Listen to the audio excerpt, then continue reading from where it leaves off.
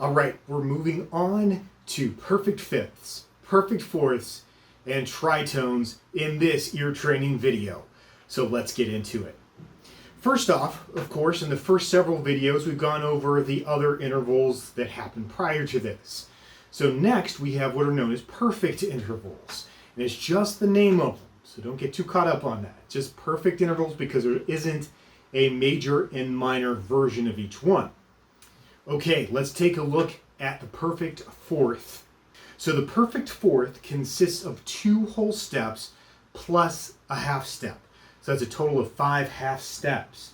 So we have, for starting on C, 1 whole step, 2 whole steps, and a half step. That note, of course, is F. So we go from C to F.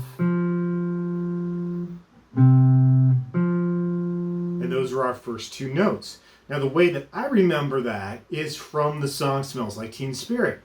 After the intro, now those chords are a fourth apart, but then it goes into, and that interval is a perfect fourth. So whether you enjoy that song or not, it's a great way of remembering that interval. And I don't know why you wouldn't like that song. It's amazing. Okay, let's go ahead and move on. The next one we have is called the tritone. It's called the tritone because it is 3 whole steps away from its starting point. So if we have C, we go to D, then E, and then F sharp. So that's 6 half steps or 3 whole steps. Now the interesting thing is the sound of this.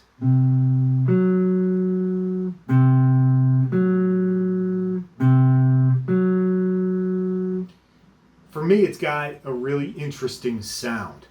Now, the tritone, as some of you may already know, hundreds of years ago was called the devil in music. They thought it sounded so bad, so out of tune, they thought it was evil. You know, or at the very least, maybe it was a tongue-in-cheek evil kind of thing, but they forbade it. You weren't allowed to use the tritone. Now it's used all the time. You hear it in metal, you hear it in jazz, you hear it in modern classical music, and even in some pop music, you'll hear the tritone every once in a while because it just has a great sound that gives you a little bit of tension to your music. All right, we have the perfect fourth, we have the tritone, and the song that is often associated with the tritone, to help you remember it, is the theme song to the TV show The Simpsons. The first 2 notes.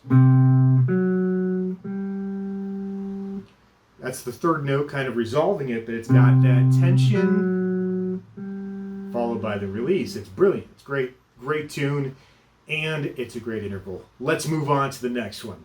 Our next one is the perfect fifth.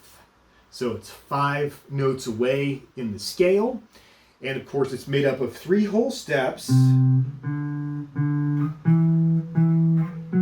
plus a half step. So 3 whole steps plus a half step, or 1 half step past the tritone. Now the sound of it should be very recognizable to you. You have this great big interval. It's used a lot for grandiose type of tunes. In fact, it's used a lot in movies because it does have this big sound. In fact, one of my favorite movies, the theme of that movie starts off with that huge interval. That's how I remember it. It, of course, is Star Wars.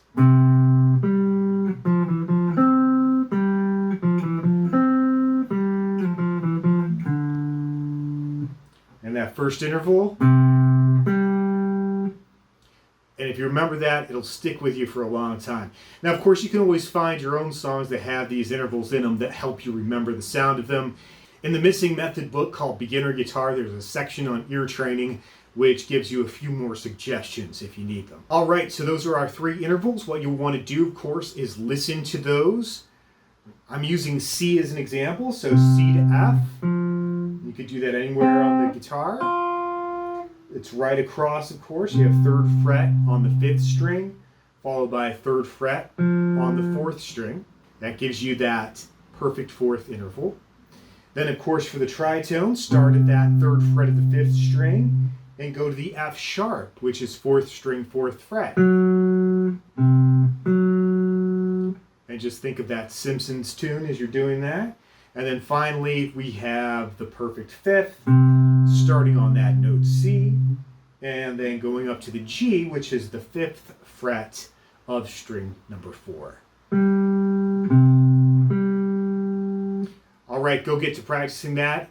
In the next several videos, we'll be testing your ear on fourths, tritones, and fifths, and then we'll start adding in some of those earlier ones as well. So make sure you come back for that. And I will see you for the next video. Before you go, check out themissingmethod.com, and I will see you for the next video.